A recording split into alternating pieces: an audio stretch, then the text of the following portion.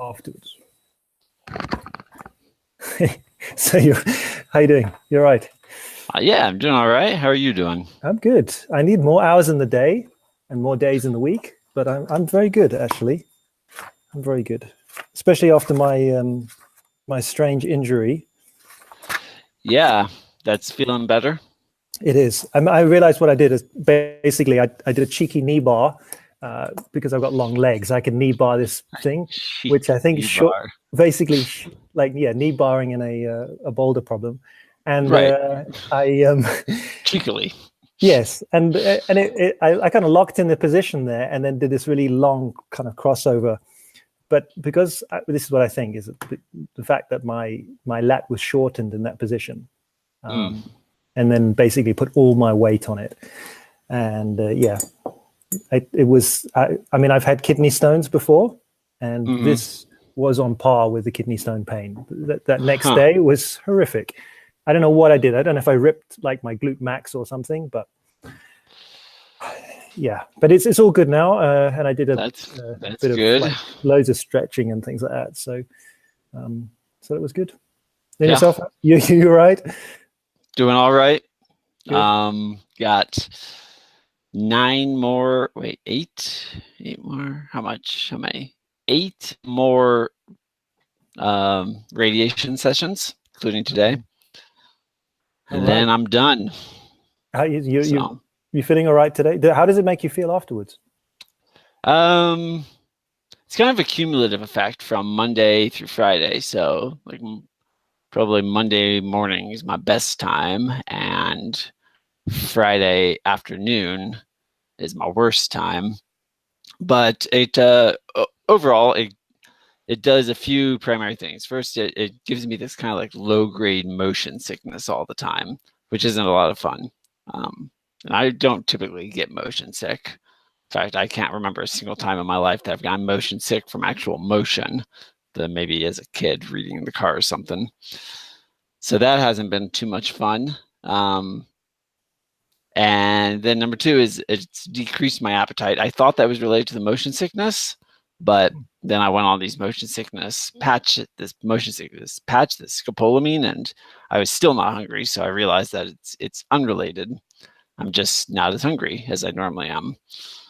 And food doesn't taste normal either due to the radiation. So even when I do eat, it's like, this is pretty gross. Some foods are okay. Been enjoying Cinnamon Life of late. Cinnamon Life is tasty. Cinnamon Life, the cereal. Oh, is okay. That's been good. I have protein shakes. Been getting plenty of protein still. Protein shakes go down easy. But I haven't lost that much weight. Hasn't been too bad. And then I'm a little lower energy. I don't recover as fast from exercise. That could be related to just me not eating as much. Or it could be radiation, or it could be a combination of the two. Sure. But mate, those are the primary things. Yeah, hang in there. Yep. It makes for good stories, right? Yeah. I'm almost through. Good. You said I got 1 full week left, and then 2 days, an abbreviated week. And then you do you know what your superpowers are afterwards? Other than not tasting food well. I can taste anything without the man with no appetite. No, that's a good mug. I like it. BBC. We get very professional. You get, as a British, every time as you're born, you get one of these mugs. That's good. I've got my mug.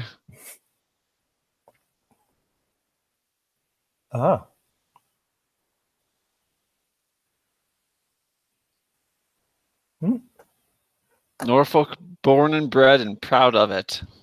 So where is Norfolk then? It's in England.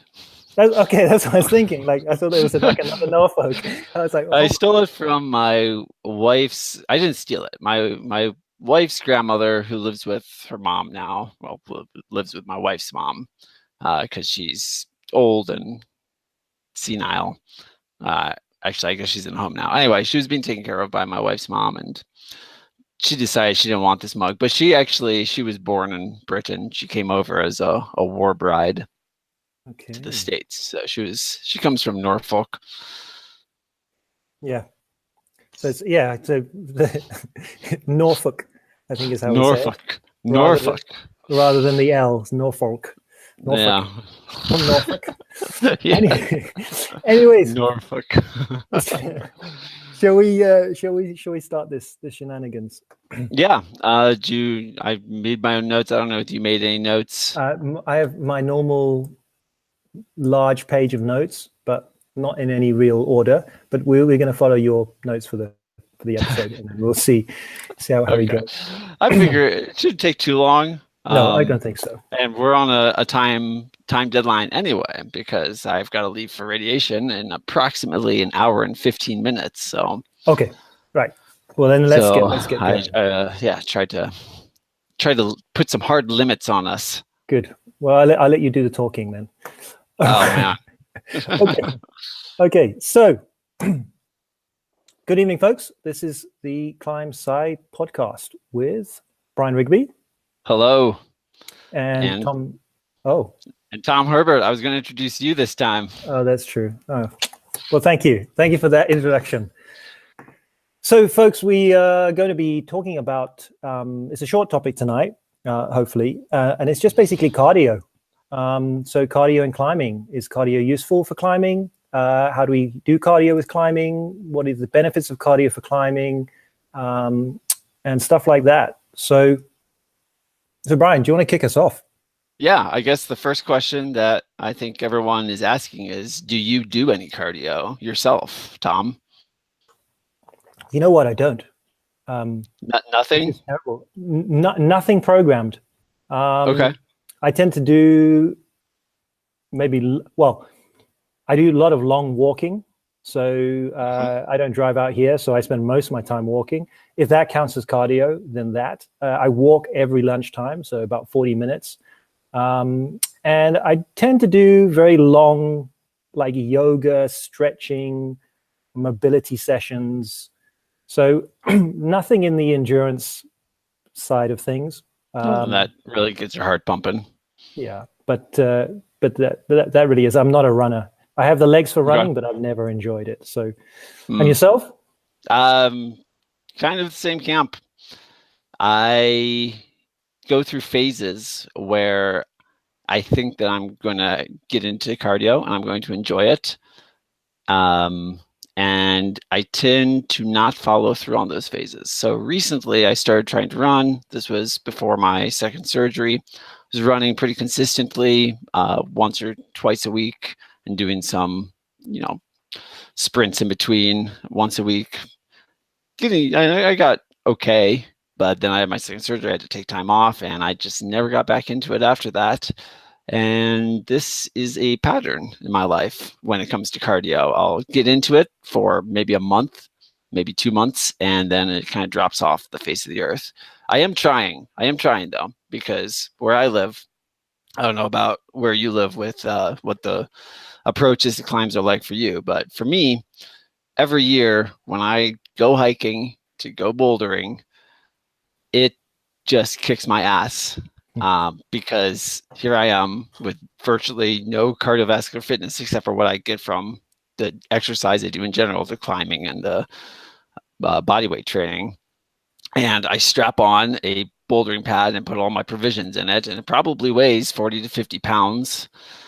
And then I go hike for, an hour, sometimes 2 hours, up to whatever crag I'm going to. And it wears me out every year. So I have been trying to at least do more hiking over the winter, do some running, do something to keep my legs in shape or get my legs in shape. And we'll see if it pays off this year. Like I said, I fell off the bandwagon, or fell off the wagon back in January when I had that surgery. So haven't done anything since then.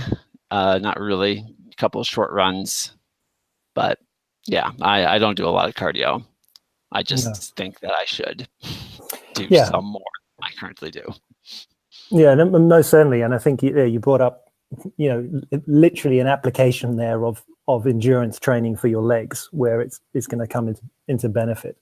I mean, certainly when I work with my PT clients, we implement cardio. Mainly that's for them to know what to do on their own and to implement it as part of their training for the week if we programmed it in.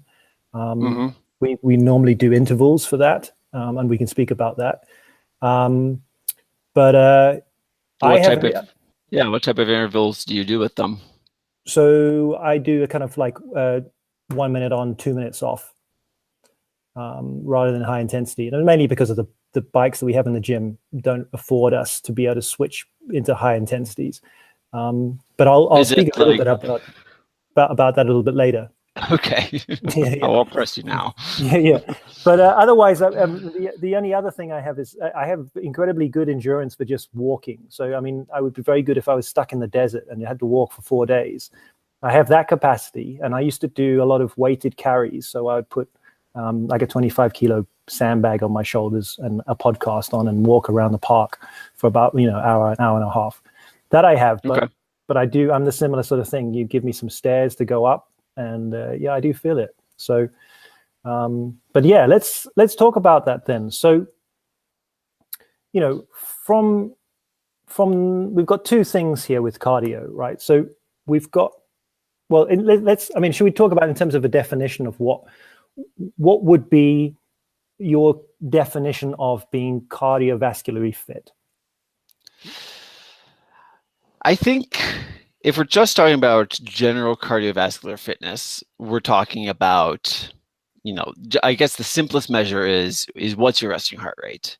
How well are you able, what's your VO2 max? How well are you able to breathe in oxygen, convert that into energy, and use that to do not just your daily functions, but, functions that are slightly higher intensity than those daily functions. So if you're running, are you, a light run, are you breathing hard? Because if you have more capacity to breathe in oxygen and more capacity to use that oxygen to aerobically burn energy, then you're not going to need to breathe as hard because less total oxygen is going to, you're going to get more out of that oxygen that you're breathing in. Yeah, and so Brian mentioned a word there, or something called VO2 max. So there's a lot of terms that it's interchangeable. So we've got things like aerobic power, aerobic capacity, maximal oxygen uptake, maximal aerobic power. And that really is predicated on the machinery of pulling oxygen into your body. So your lungs and your heart capacity, which is why your heart rate can be a factor here, meaning that the stronger your stroke is, the more oxygen you're pulling in per stroke, which is why you see highly trained endurance athletes can have an incredibly low resting heart rate. So the what am I looking at my notes here? So it's really the O2 delivery that is a limiting factor in endurance capacity. And then we talk about the muscles changes. It really is the biggest thing actually is in terms of this capacity to pull in oxygen and convert it into energy, which is the thing that is the most trainable in this case. Right. And perhaps we can just kind of cover this, like what happens when you train cardiovascularly. How is that different than when you train for climbing or train power, train strength? What are the adaptations that we get? Because I think we can divide, in this case, we can divide these adaptations that we get into things that can directly affect climbing, and not just climbing, but your life in general, any exercise you do, and adaptations that are mostly not going to be useful. There might be some, mild crossover in very specific instances, but these, what we'll call peripheral adaptations aren't necessarily going to help you when you're on the wall. Okay, so do you want to go through those individually then, Brian? Sure. Or at least list them off.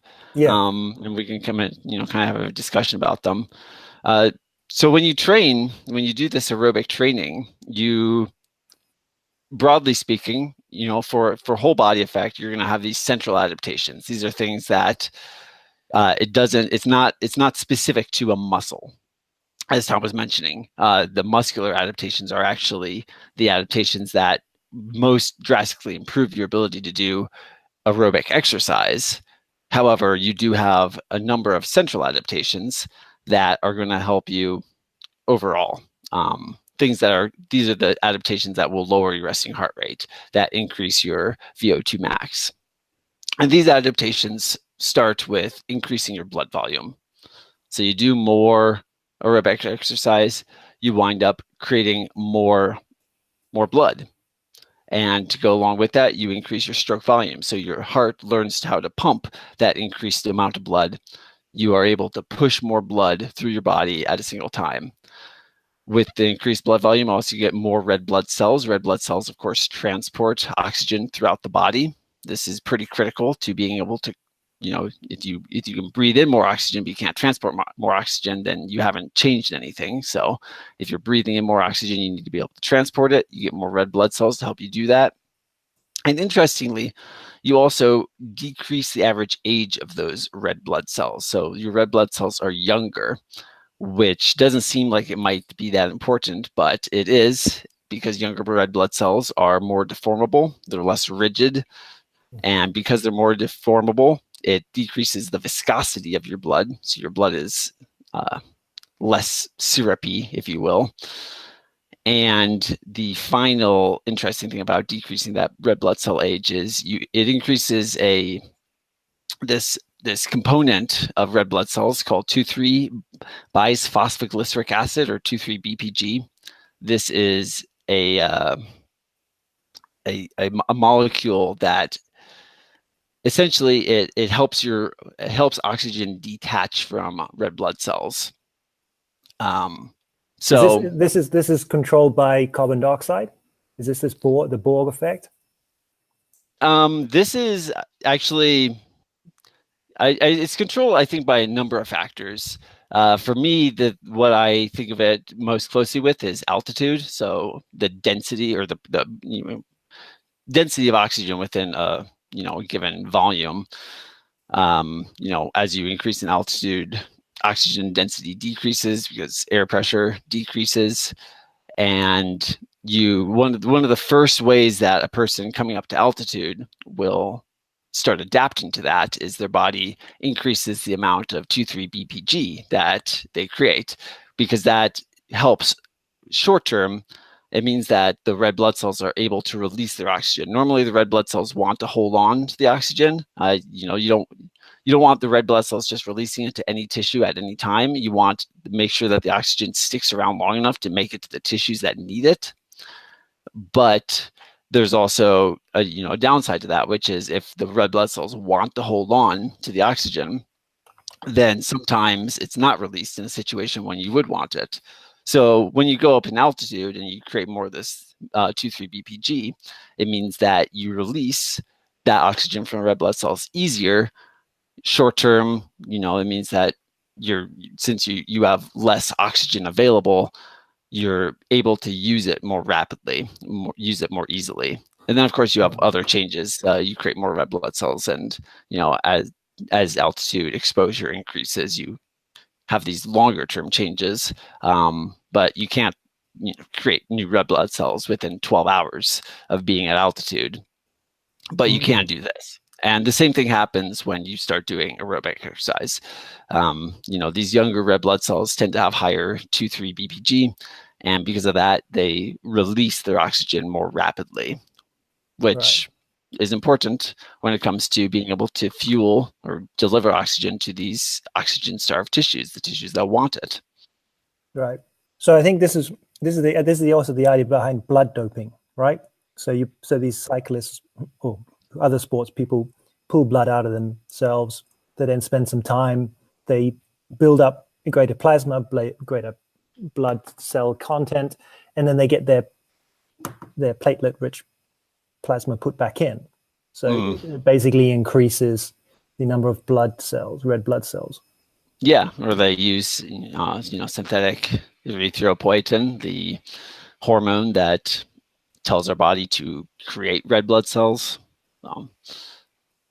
trying to increase the red blood cell count, which carries a host of benefits to cardiovascular exercise. Yeah. And, as I said, these are central adaptations. So these actually will help you as a climber as well. There's, if you're talking about more blood flowing through the body, it doesn't matter if that blood's being pushed to the legs, in the case as it would be if you were running or cycling, or, if you're on the wall and it's going through the forearms. It's also helping you in a small amount with your climbing. Yeah. And you got to think as well is in terms of improving the heart, the strength of the heart pump and things like that is going, and the blood viscosity and things like that is going to benefit you by pulling out metabolites during the climb. So, we've talked before about hydrogen ions and the burn and the pump and things like that, is that if you are more cardiovascularly, if you have a better cardiovascular fitness, you're going to have better blood flow through here and be able to clear this. Not to mention, you will have a higher threshold before you start producing lactate, which is bundled together with these hydrogen ions, which is one of the bigger effects here. Right. But these only go so far. I mean, I think this is one thing that we, as climbers, need to realize. If you are a very cardiovascularly fit person, it doesn't necessarily translate to, better energy metabolism within your forearms and within your upper body muscles. And I think maybe the easier way to envision this is, again, talking about altitude. I live in Boulder, Colorado. We are over a mile high, or 2.2 kilometers up. So my body, and I've lived here for pretty much my entire life, my body has adaptations to this higher altitude. That means that when I go down to sea level, I feel good. It doesn't make me a natural runner, though. I go down to sea level, I can certainly run for a longer distance at a faster pace than I can up here, but it doesn't give me the capacity to, set any records for 10K. It just means that I'm slightly better at what I'm currently doing than what I would be otherwise. Same thing would be true if if you train, if you run a lot, you become a very good runner and you develop this strong cardiovascular system and you jump on the wall. It doesn't mean automatically that suddenly you're not going to be experiencing the, all the pains of utilizing the anaerobic systems. You're not going to, avoid this excess hydrogen burn that develops as your, muscle pH drops because you're avoiding using those anaerobic systems and deriving all your energy from the aerobic system. That doesn't happen. You'll get a little bit more aerobic energy utilization, but it doesn't change the overall ability of those muscles as far as, aerobic capacity and anaerobic capacity go. Mm-hmm. So let's talk about muscles then. So this is the blood and the organs that are going to be actually pulling this in, so the lungs and the heart. So let's talk about these peripheral adaptations now. Right. So, I mean, the one of the first things that will happen is you're gonna get more capillarization to your muscles. So any muscle that needs more oxygen is going to develop new blood supplies to carry that oxygen to the muscles. You're going to develop more capillaries within the muscle in order to deliver more blood and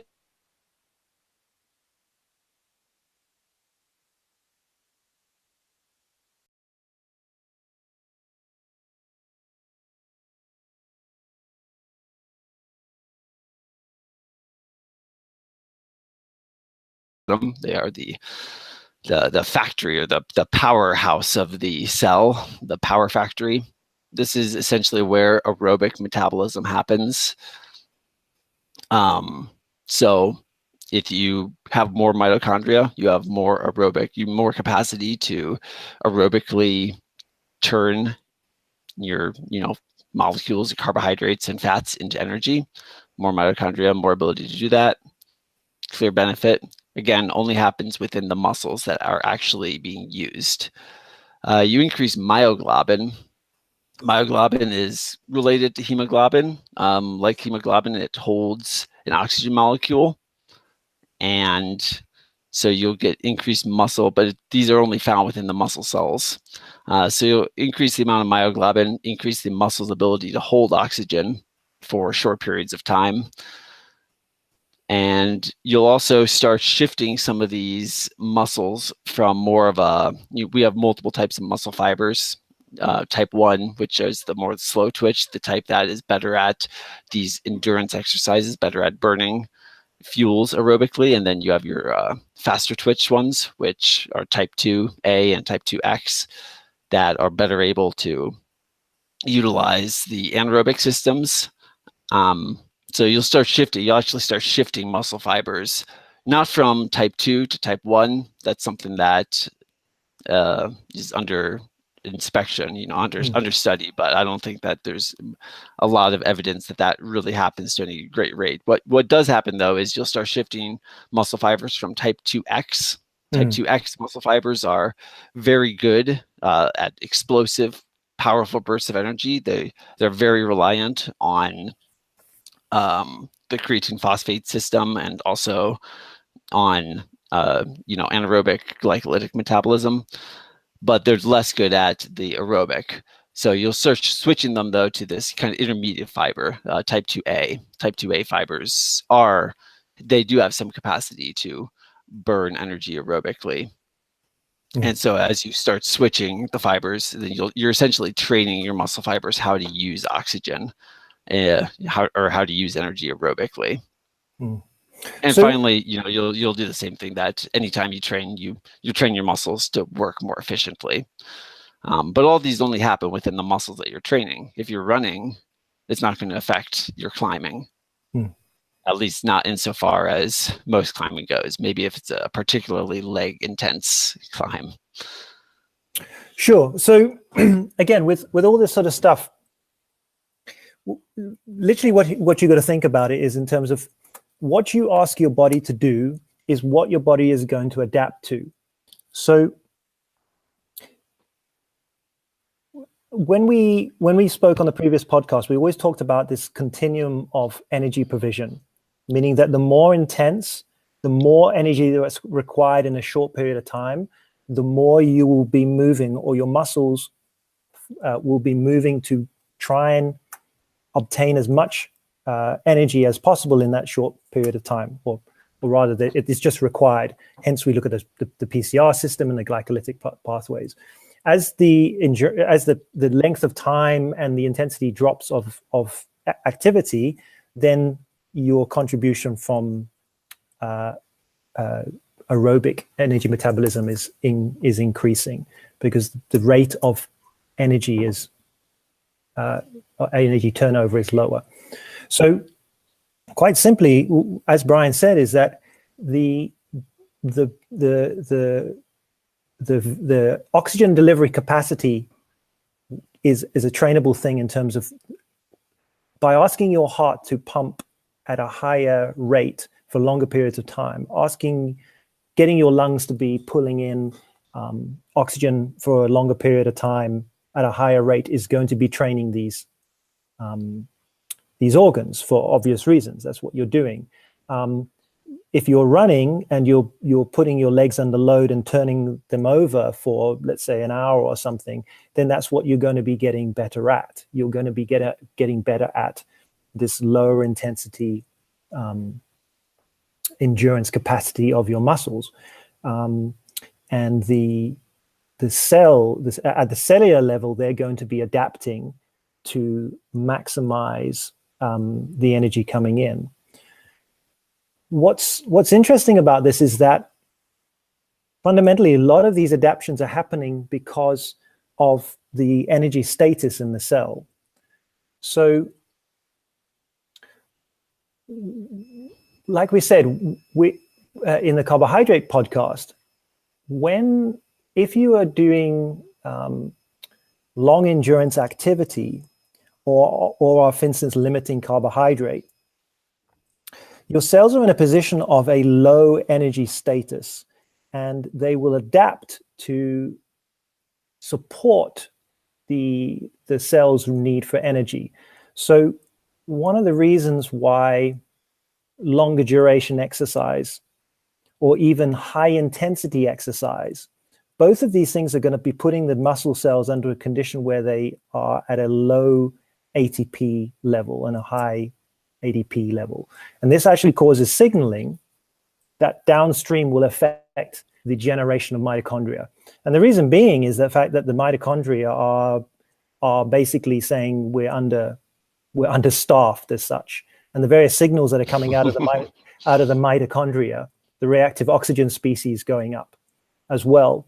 So this is one of the interesting things, is that, you know, if your mitochondria are chugging through substrate to produce energy for you, the byproduct of that are those reactive oxygen species.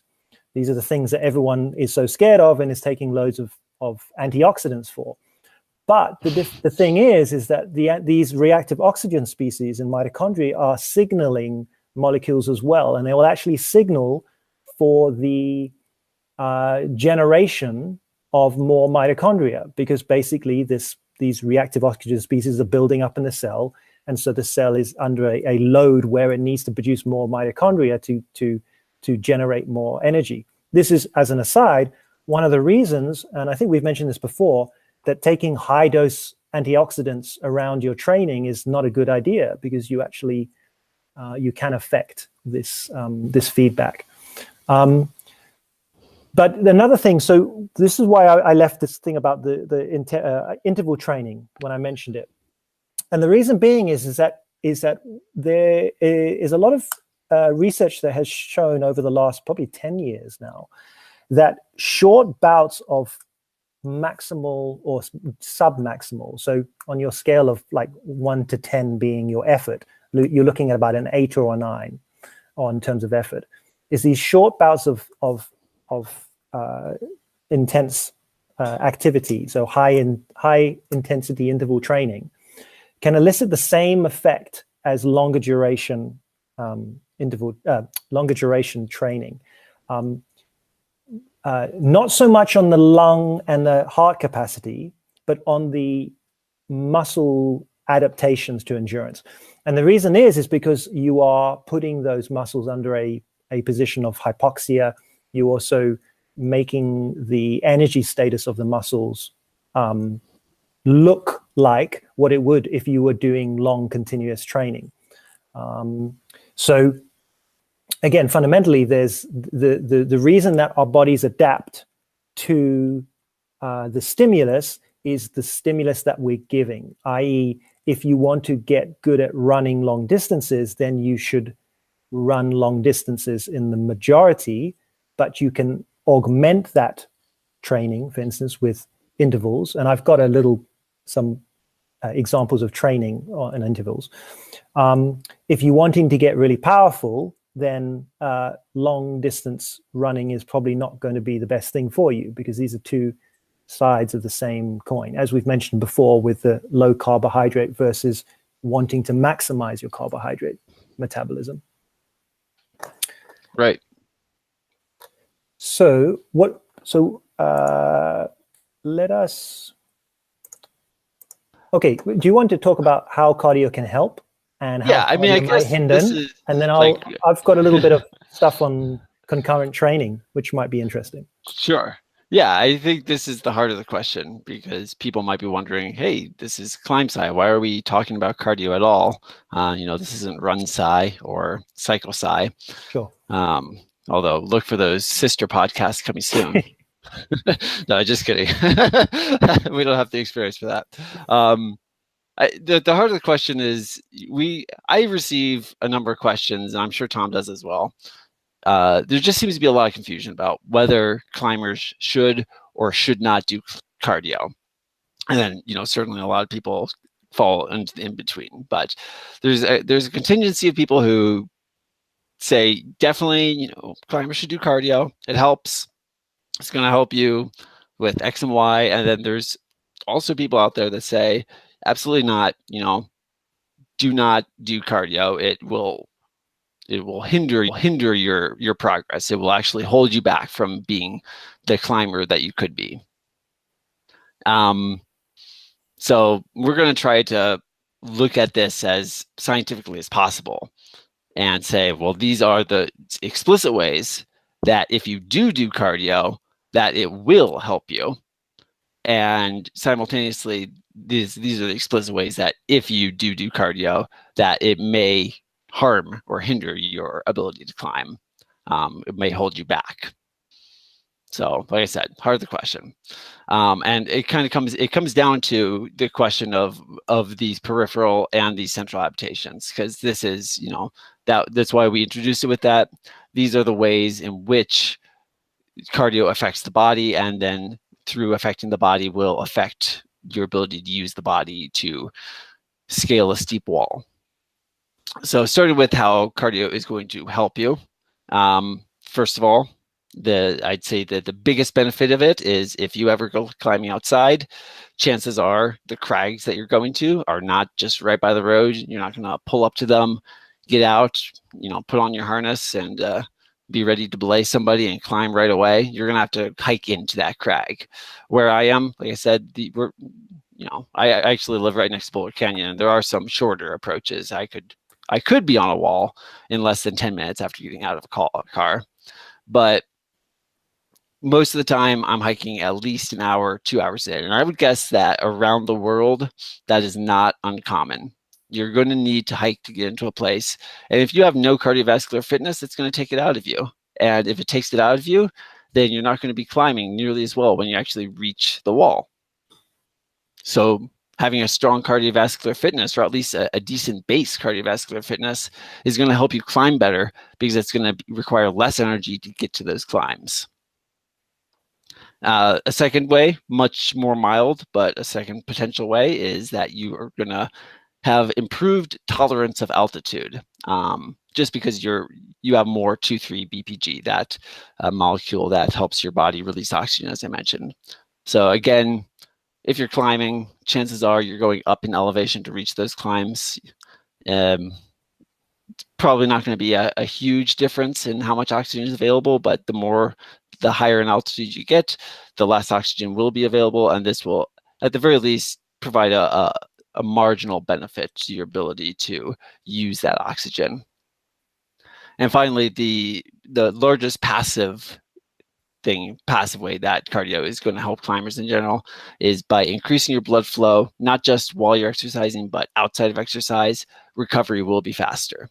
One thing that, and this I think is pretty interesting about climbing, but it's been noted before that, you know, climbing, as we've discussed, is very much an anaerobic sport. When you're on the wall, we're using our anaerobic stores. That's why climbs do not typically, you know, you don't see anyone marathon. I mean, you see big wall climbs, but most of the climbing that we're talking about is done over the course of minutes. It's not, you know, super extended sessions where you're just climbing continuously for 2 hours. That's not a type of climbing that most people do. So it's very reliant on anaerobic energy. However, when you stop, your body is using the aerobic systems to replenish those anaerobic supplies. So, you know, if we're talking about creatine phosphate, our body uses that by breaking the phosphate part, the phosphate tail off of that creatine phosphate molecule. It's able to then very rapidly regenerate ADP or AMP to ATP, so you get energy very rapidly. And then in order to regenerate that creatine, we need to, you know, reattach the phosphate to it. And it doesn't do that just, you know, magically. It needs to use another energy system in order to do that. An energy system that, by and large, is used to replenish creatine phosphate is the aerobic energy system. Because it wouldn't make much sense to use a second, you know, if they use glycogen to do that, they use anaerobic glycolysis, then well, you're just pushing, you're just kicking the can down the road. At some point, you have to use an efficient energy system in order to replenish your inefficient energy systems. And that's where the aerobic metabolism comes in. So of course we do this a little bit on the wall, but we also do it off the wall. All that glycogen that we're stocking, all the creatine, phosphate, as you work out, your body, over the course of a session, your body is restoring creatine phosphate slower and slower and slower, which is one reason why you fatigue over time and why 2 hours into a session, it takes you longer to recover in between climbs than it does, after the first 15 minutes. So by increasing your blood volume, by increasing your ability to push blood through your body and push oxygen through your body, you are increasing your ability to recover in between, not just in between climbs, but in between days. If you have a long climbing session one day and you are more cardiovascularly fit than a person who did that same climbing session, you are much more likely to be able to climb hard again the next day, or just be recovered to a certain extent between days. Yeah, and I think that goes for general health. And we're assuming some knowledge on the listener's part in terms of the benefits of cardiovascular fitness in a general health. So that, by using your lungs and your heart, by pushing blood around your body, you're going to be improving your health overall. This is your base fitness. Because if you think about it, what cardio fitness is what you're doing as you're listening to this podcast. If you're just sitting around, right? This is the meat and potatoes of your fitness. That's a weird phrase. The other thing as well is I thought about this while you were saying that, is that if you have a better capacity to breathe, if you have better breathing patterns, which are going to come about from practice of breathing. Anyone who's just tried to start running knows that they become out of breath very quickly. It feels difficult. Mm-hmm. They haven't got their pace right. This is a trainable thing, and this needs to be trained.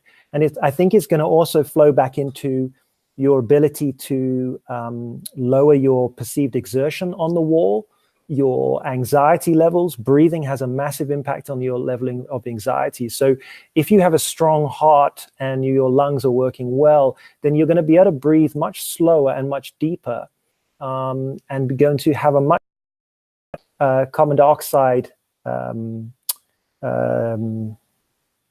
is the word now? Not threshold, but basically one of the effects of, if you were to hold your breath very quickly, you would have this reaction to try and breathe in again. This actually is a trainable thing. This is why free divers can do free dives, because you can train this. What is the word? Basically, the reaction you have to increased levels of carbon dioxide.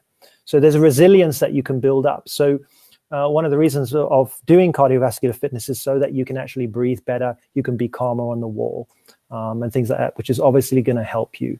So Brian, how are you thinking that this is going to hinder?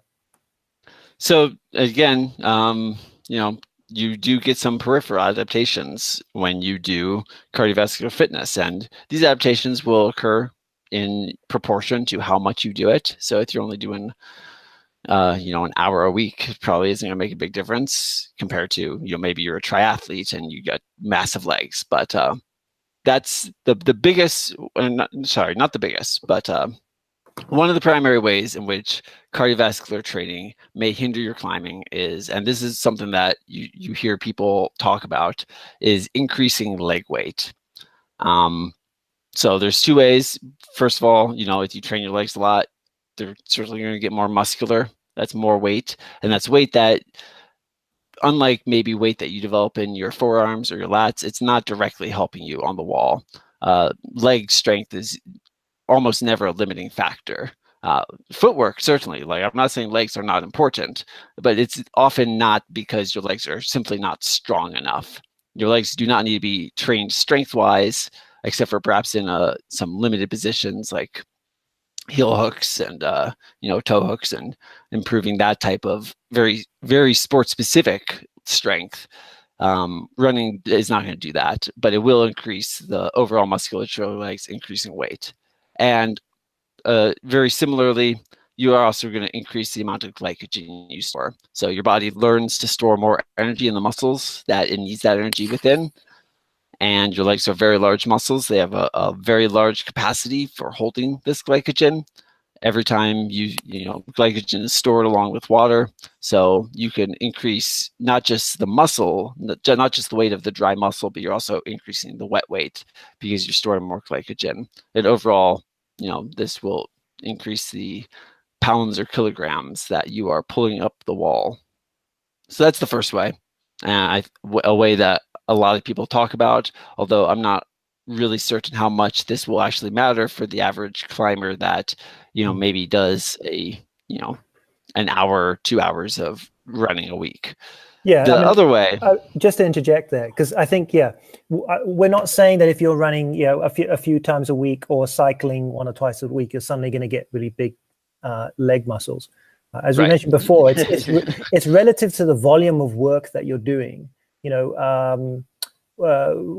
Like I've said before, the reason that you don't see climbers absolutely jacked the whole time is, one, because the volume of work that they're doing is actually fairly low in, say, comparison to someone in the gym trying to get big, right? Mm-hmm. They're training those muscles with progressive weights, 3 to 5 times a week to stimulate the growth of those muscles. Plus, they're eating a lot.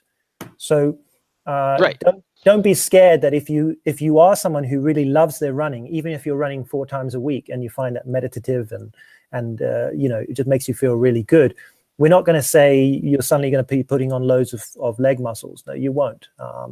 If you wanted to do that, you're going to have to increase the volume of training, weighted training, plus eating enough to stimulate growth. And that's not something that you're necessarily going to be doing. Right. And we should also say that, endurance exercise does not, you certainly, if you look at the legs of a professional cyclist or a triathlete, they can often be huge. But in general, you don't tend to see as much muscular increase in the size and weight of the muscle within endurance sports as you would in a bodybuilder whose explicit goal is to increase the size of those muscles. Even for running, like especially with running, but cycling your muscles, because you're putting a resistance of the pedal. So yeah, there's a reason that these guys have massive quads, certainly track cyclists. Yeah. And weight, you're also improving the efficiency of the system. So weight, every pound of weight you put on affects your ability to cycle far less than it affects your ability to run efficiently. So, pardon me. So as a runner, like even if you ran way more than we're talking about, for the average climber, or the climber who wants to be cardiovascularly fit, even if you, ran just tens of miles a week, you're probably not going to develop gigantic legs that are going to interfere with your climbing in a serious manner. You will develop more glycogen storage. You will put on a little weight in those legs, chances are. But it's a debate that we can have about how much that would actually impact your climbing as far as carrying weight up the wall goes. The bigger way I think that cardio is going to hinder climbers, and again, this is completely dependent on how much time a climber spends doing cardio. But the bigger way is that every hour that you spend doing cardio as an exercise that you do on a weekly basis is 1 hour less that you're spending climbing or training for climbing. This is not sports specific climbing. It's not climbing itself. And you will not improve at, you're not going to improve at climbing nearly as much by running as you will just by getting on the wall and climbing more. So you have to look at how much you're actually climbing and how much you're actually running. I don't know if this is necessarily a big problem and if this is something we need to worry about. But if you love running and you love climbing and you really want to get better at climbing, you currently, maybe you go to the gym a couple days a week and then you go outside over the weekend, but then you also spend, 10 hours a week running because you love running. Probably if your only goal is to get better at climbing, then you need to spend less time running and more of that time climbing, assuming that you have limited hours in the day like most of us, and you can't actually just add more climbing time in and keep the running time the same. You're going to need to make a call depending on what you actually want to get better at. Yeah, and the other thing as well is if we're just saying, well, sorry, we're not saying that cardio is just using your legs, right? So there are ways to develop your cardiovascular system by climbing. There are. So think about it in terms of that as well. Is that again, what you got to think about is that the cardiovascular training is going to increase your base fitness levels, as we've said earlier. If you can maximize your time doing the sport-specific stuff, you're going to get more out of your week in terms of training. I don't think it's necessary to throw cardio under the truck and say it's not beneficial at all. I think for a multitude of reasons it is beneficial, and whatever form it takes, running or walking or stair climbing or something like that. But just be wary as well in terms of its impact on your energy status. I worked with a client who we actually increased his food, and he felt so good that he got up and did a lot more cardio. And then I didn't see him for a month. And then when I saw him, he had lost loads of weight. And he said, how come I've lost so much weight? And I said, well, because you've increased the amount of exercise you're doing without increasing or matching that with your calorie intake. It's actually sort of the opposite of what we usually as nutritionists see occur, which is, people they go into the gym, they do their hour of running, they feel so good about having done that run that they go and consume way more calories than they actually burned on it. These are people trying to lose weight, but not realizing that you need to measure the difference between how much you're burning and how much you're eating. Yeah. I will say though is that, and this is anecdotal and from other people, I think is quite common, is that people who do strength training find that a cardio day during the week can aid them with their recovery. And I think it's more than just having a day off lifting weights or doing resistance training, but it may be that doing, for instance, a lighter, say half an hour or an hour on a bike might flush muscles out in terms of metabolites and just move the blood around better. I don't know for sure. I've never really looked at it in specifics, but I think as a and which I think we'll go onto the notes here, is that how do we implement cardio or useful cardio into your climbing week? So, right. Is this something that, now that we've talked about how it can help, how it can hinder, what it's doing, is this something that Tom and I think that climbers should do? Right. Yeah. And here's just to make a point here. Just because I don't do it doesn't mean that I wouldn't say to somebody I'm working with that I would like them to do it. That's true. Yeah. My lack of cardio has little to do with my beliefs about it and more to do with just how unpleasant I find it compared to climbing. Right. So just because we're lazy doesn't mean that we are biased against cardio. Not at all. Do as we say, not as we do. Yes. So let's think of some examples here of how you're implementing, or how Brian, you think we could do this cardio. And then I'm just worried about the time for you. And then I'll talk a little bit about. I got some time left. Oh, you do? Okay. Yep, we're doing okay. I got about 25 minutes left, and hopefully we'll actually have wrapped it up before that. Be so sweet if we could get this under an hour this time. Okay, go. Anyway, I mean, first of all, we all need rest days. We're all going to be taking rest days anyway. And if you have a rest day, unless you're packing it with activities anyway, chances are you have maybe a little bit of time to do a little bit of cardio, and that's not going to cost you anything. You know, if you're, that's, as we just talked about, you know, if cardio is taken away from your time on the wall, taken away from your ability to climb more, then it is taken away from your ability to improve as a climber. But if we're talking about rest days, if we're talking about fitting cardio into times when you wouldn't be climbing anyway, it's not affecting that. And as Tom mentioned, putting some cardio in there, we don't really have any good studies to suggest that this is definitely happening, but it's certainly a piece of gym folk wisdom that adding in some type of passive recovery, active recovery in a more passive manner, I suppose, on these off days will help your ability to recover. At the very least, it's not harming it unless you're going so high intensity and so hard that you're taxing these energy systems again. So if you're on a rest day, you can put in some relatively low intensity cardio. You know, it doesn't have to be structured. You know, we're not talking about like going into a gym and jumping on the treadmill and running at, you know, a specific pace for an hour, although you certainly could do that.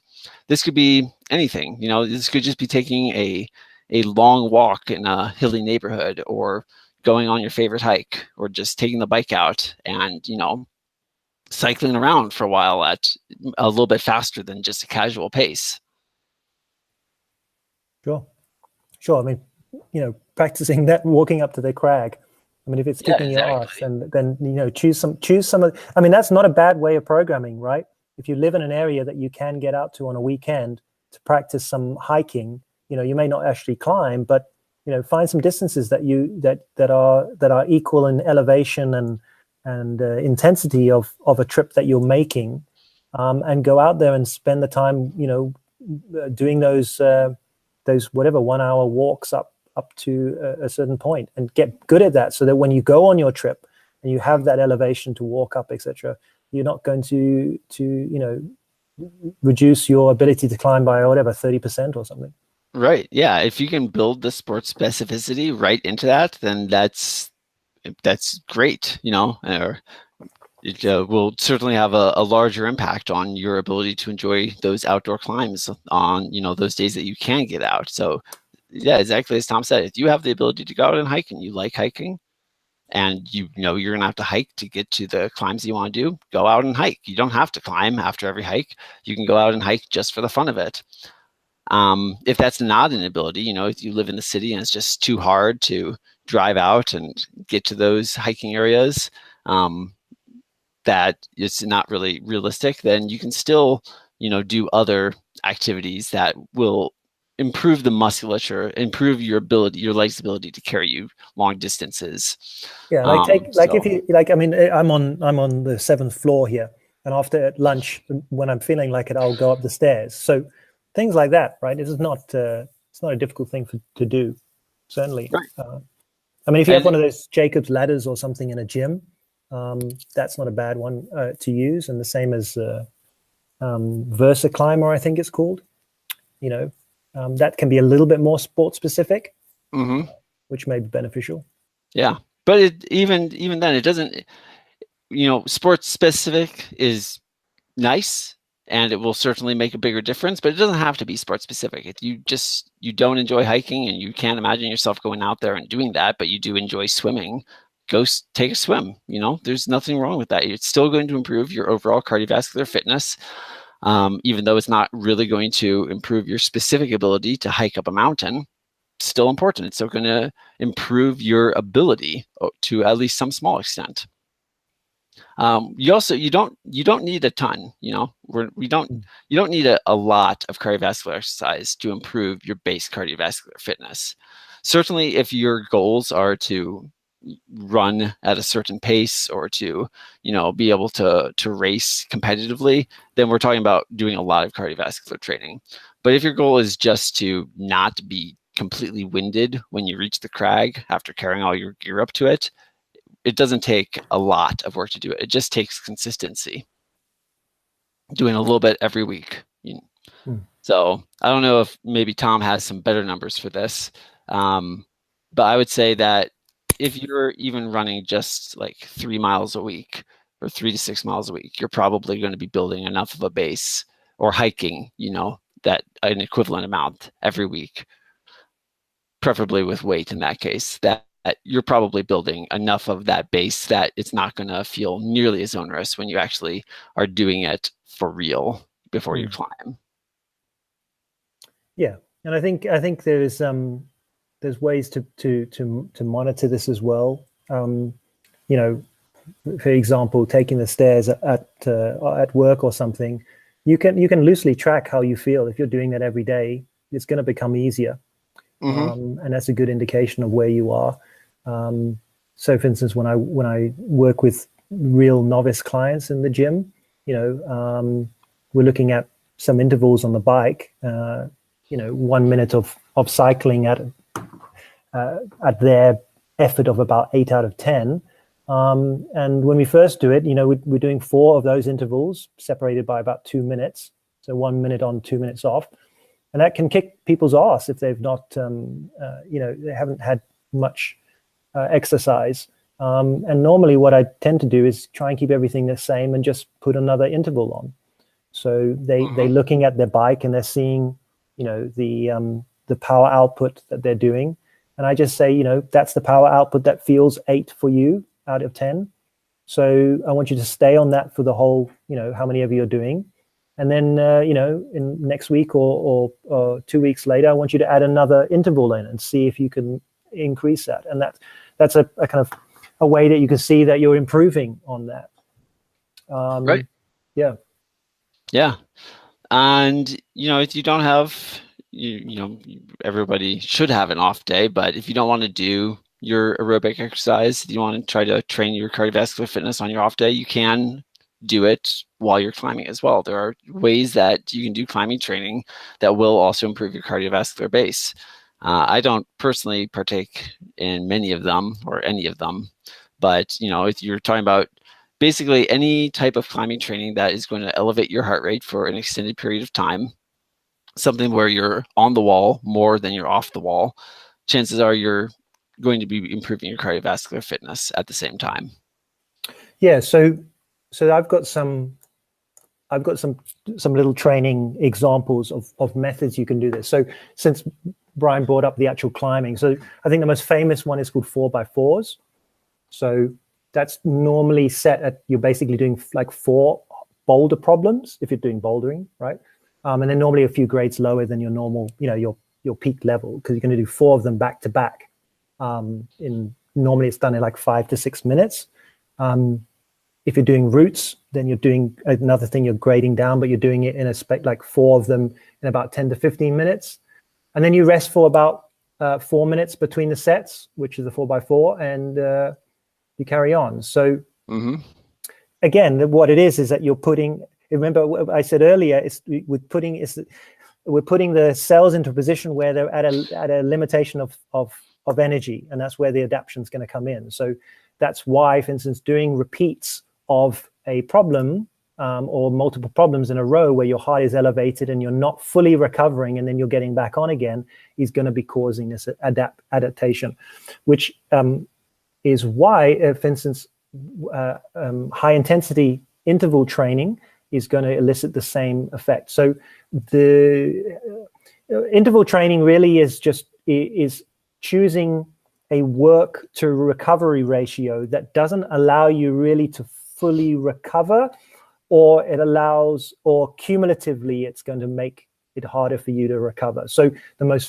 famous, Martin Gabala is one of the most famous researchers in this area, and his preference for instance, cycle interval training is 60 seconds of work and 60 seconds of recovery, and you repeat this multiple times. So that's your interval. Now, that's not to say that you couldn't do this sort of thing with other movements. So, for instance, you could do, I've never done it, but you could do press-ups in intervals.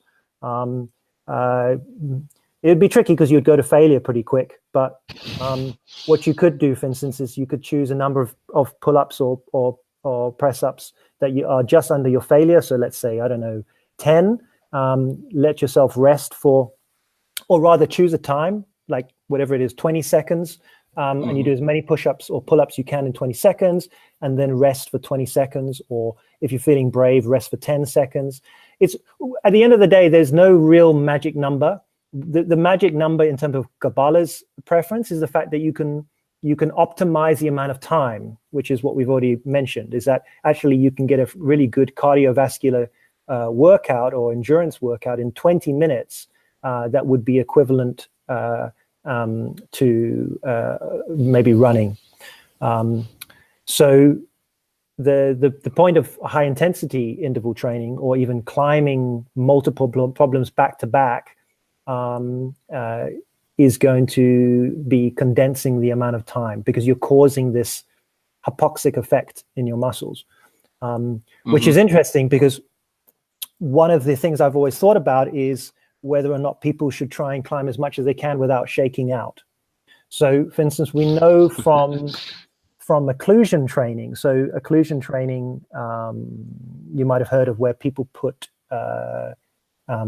basically bands around muscles. They're not occluding. Tie off the blood supply to them. Yeah. So they're not. It's not a tourniquet. They're not blocking the blood, but they're basically slowing it or preventing it from returning. So what happens is that all those metabolites that you're building up during your exercise are sitting in the muscles, and those metabolites are signaling molecules for the muscle to adapt, right? So again, it's what's happening with the energy status of the muscle, what is the metabolites that are floating around, and these will stimulate changes. And this is why, for instance, you can do very low volume, very low intensity, like 20 or 30% of your 1 rep max with a cuff on, and you'll get that same pump, that same stimulus. And what's interesting from the data is that this can drive the muscle adaptation similar to if you're doing heavy training, but with less muscle damage. So I do think, I've never seen any, I think, I can't remember the guy's name. I think it's called CP4, the coach in the US who does occlusion training. I'll put it in the notes, but he's a famous guy. He works with Alex Puccio, and at the moment he's doing testing with max loads. Anyways, so I would think that actually doing climbs where you are in this really pumped out and not allowing yourself to fully recover from the pump is going to cause an endurance effect on the forearms. The problem is, obviously, is once you get to a certain thing, you can't hold on to anything. So, I've done longer routes with cuffs on my arms, and it was horrific, but a lot of fun.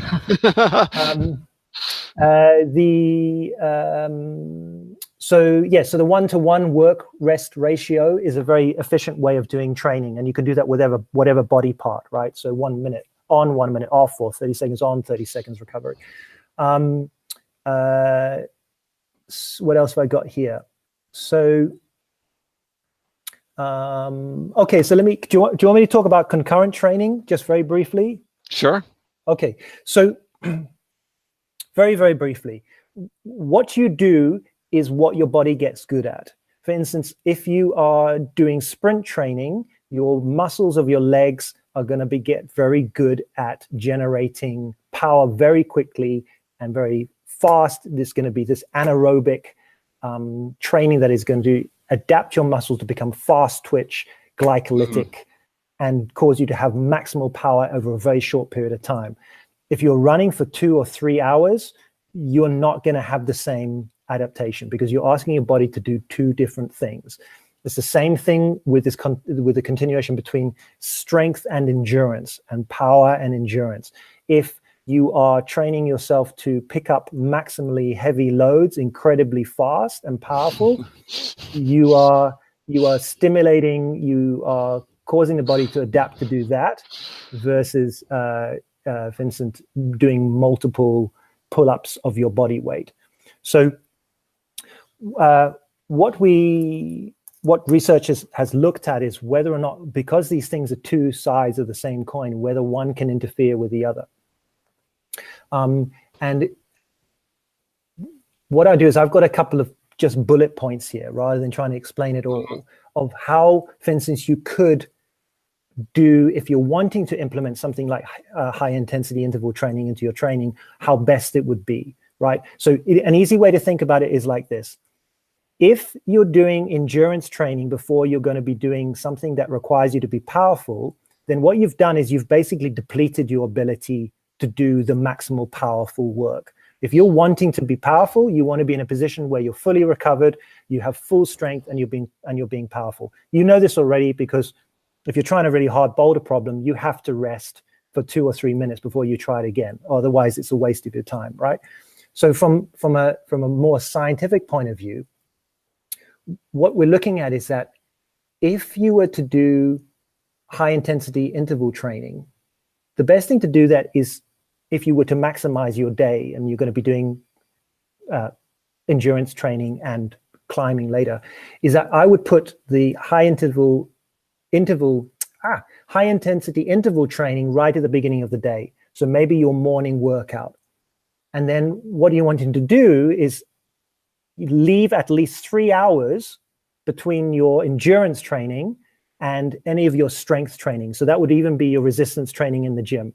And the reason for that is that the proteins and the cascade of biochemical signals after your endurance training will disappear after around about 3 hours. So these are things like AMPK and SIRT1 and all this sort of stuff, which is fascinating, but I won't bore you with it.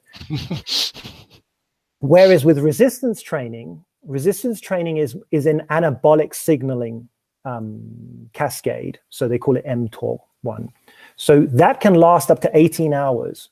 So what you've got to think about is, by doing high intensity interval training in the morning, you get an endurance effect from that. If you do it fasted with ample protein, though, that can augment it more. But then you want to leave a nice chunk of time between you then going into doing strength training. This, from what the data, it appears to be about 3 hours, right?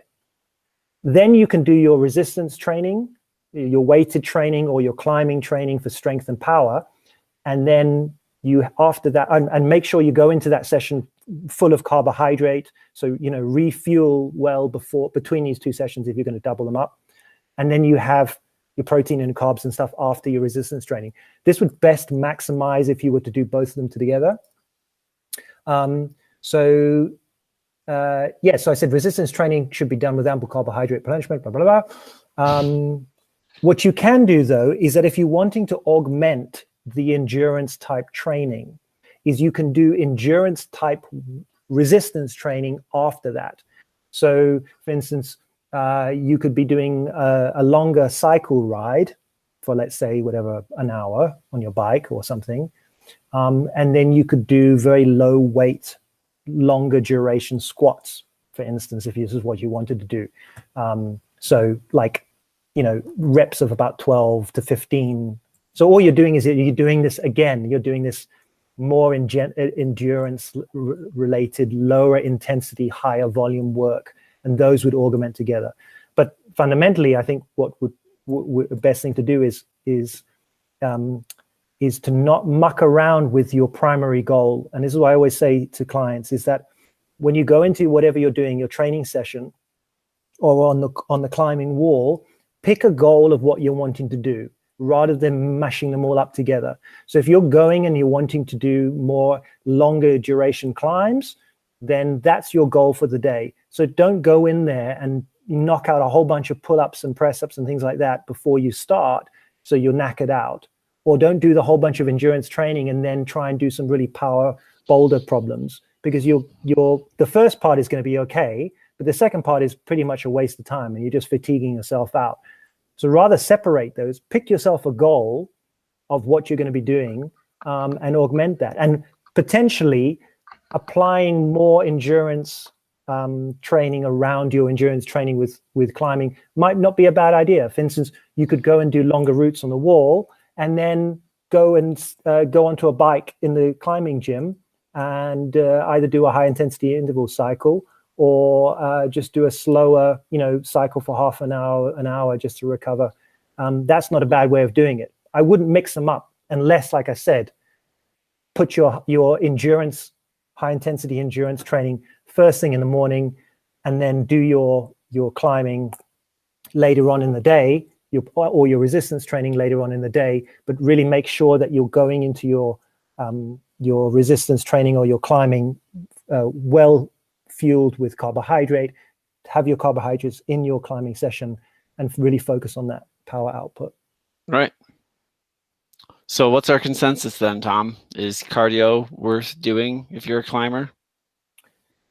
I think from a health point of view, and if you enjoy it, yes. I don't think, unless you're really not doing very much work at the climbing center, then I don't think you necessarily need to put it in. I think it depends on your level of climbing. If I'm working with a pro climber who's doing zero cardio, then maybe I would say, maybe you could put some in. But I think if you're climbing hard in your climbing gym, in whether it is bouldering or lead or whatever, then that's cardiovascular fitness. So I think maximize your time, use it. You certainly do the low intensity stuff like the walking and the hiking and get out in nature and things like that. That's important for other reasons. But I don't think it's bad. I think the only time it can hinder your climbing is if you are trying to do two things at once. You're trying to be a long distance runner and you're trying to be a climber. You're probably not going to be good at either one of them. Yeah, I'm with you on that. I think that the idea that cardio is really going to hinder your climbing is overblown. I don't think that there's really a lot of evidence that I don't think you're going to gain nearly as much weight in your legs as you're afraid you're going to gain, unless you're really doing a lot of it. The main way that cardio is going to hinder your climbing is if it's taken away from time that you would otherwise be climbing. You can't serve two masters, so to speak. You have to decide what's important to you. So what are your goals? If your goal is to be as good of a climber as you can be, to climb as much as you can, then that's what you need to be doing. And that climbing is going to influence your cardiovascular fitness, at least to, some extent. Maybe not as much as if you were doing a lot of steady state running, but it's going to influence it some. But as Tom said, you can't be both a long distance runner and a climber. At some point, you're going to have to decide which is more important to you. Yeah. It should be noted that it's okay. You could also be, just kind of not mediocre is the wrong word, but you could decide that you're okay doing both at pretty equal amounts and enjoy doing both at equal amounts. But if you ever have the drive to become a better climber, you know what you have to do. Yeah.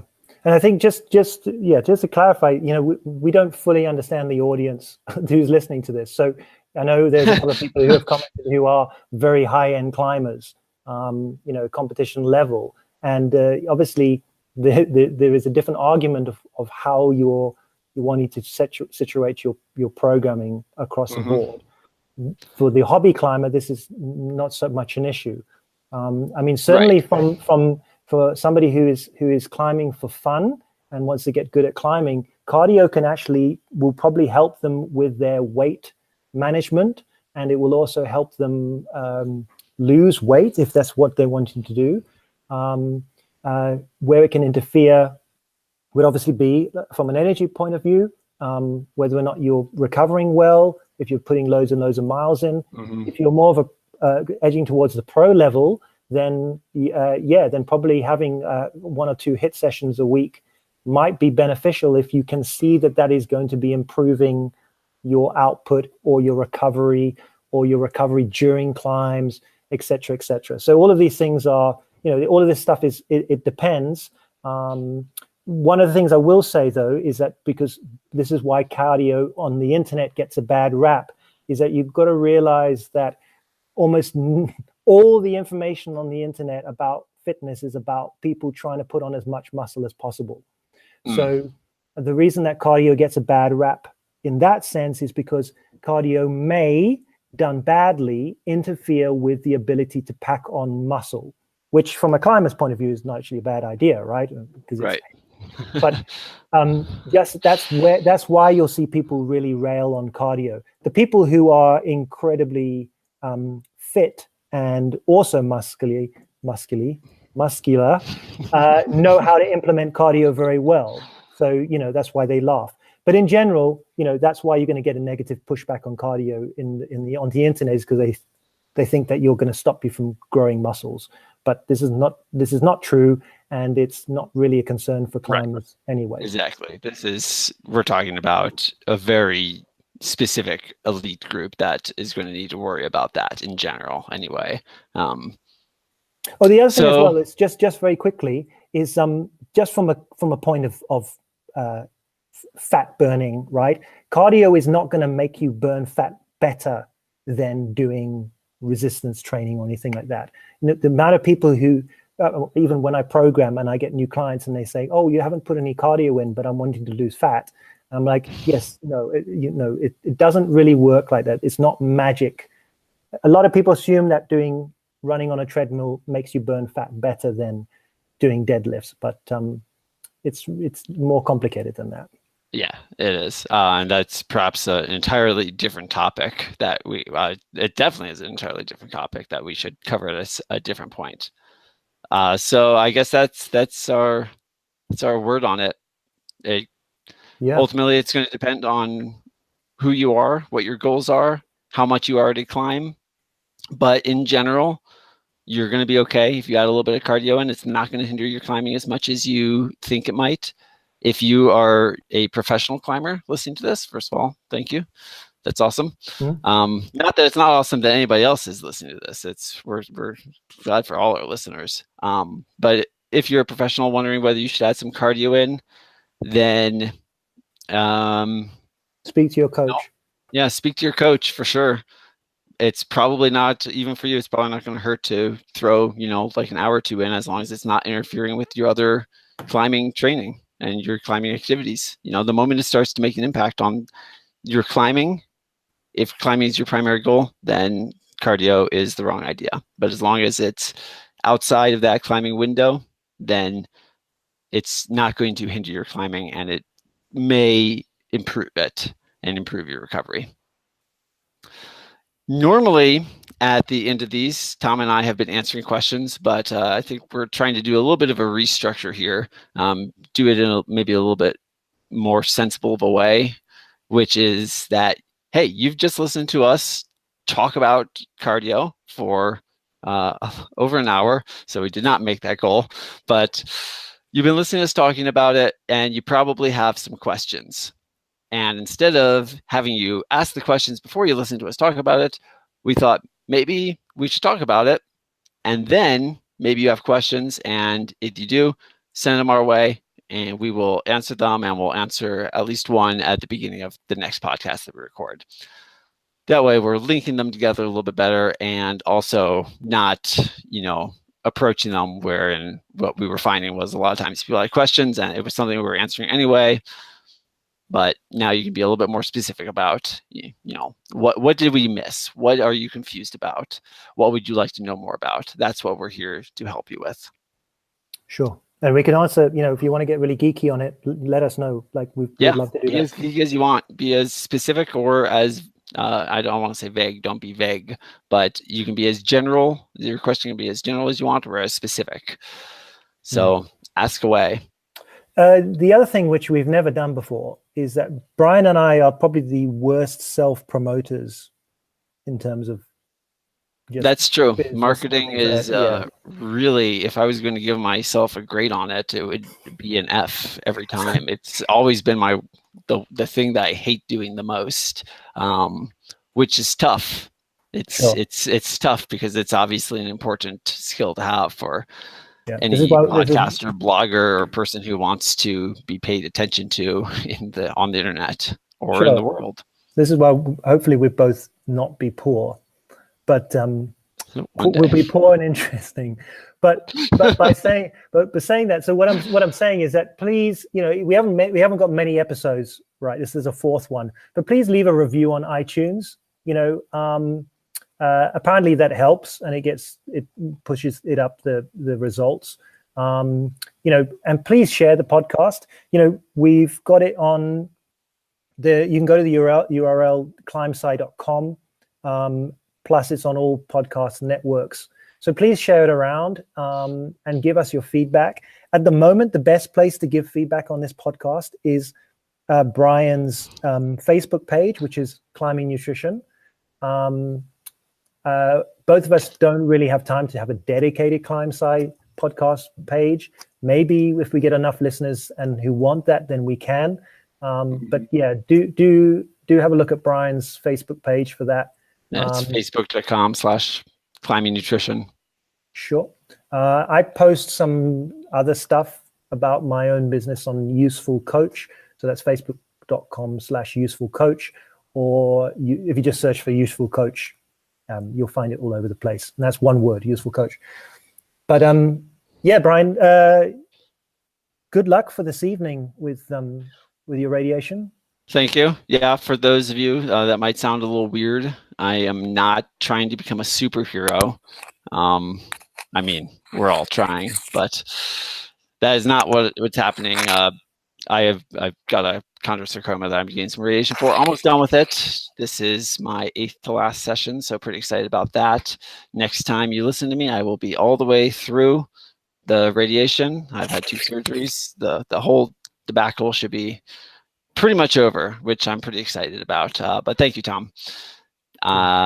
Yep, it'll be another 5 minutes of lying on a table, almost falling asleep, and then being woken up at the last moment. Oh. So, yeah, thanks for listening, everybody. We will be back hopefully much sooner. Want to try to get a schedule for this, actually, something that, Tom and I can agree with and that we can hold ourselves to. I don't want to say easier said than done, because in this case, I think it's actually easier done than either of us imagine. So hopefully we'll be back soon. Think of any questions you have, send them our way, and we will answer them either on the air, or we will, send a reply wherever you leave that question. Questions, as Tom mentioned, are best left right now at Climbing Nutrition. So the Facebook page, facebook.com/climbing nutrition. Thank you so much for listening to us. We really appreciate it. This is Brian of Climbing Nutrition and Tom of Useful Coach. This has been another episode of ClimbSci. All right. Thanks, guys. Thanks, Brian. See ya. See ya.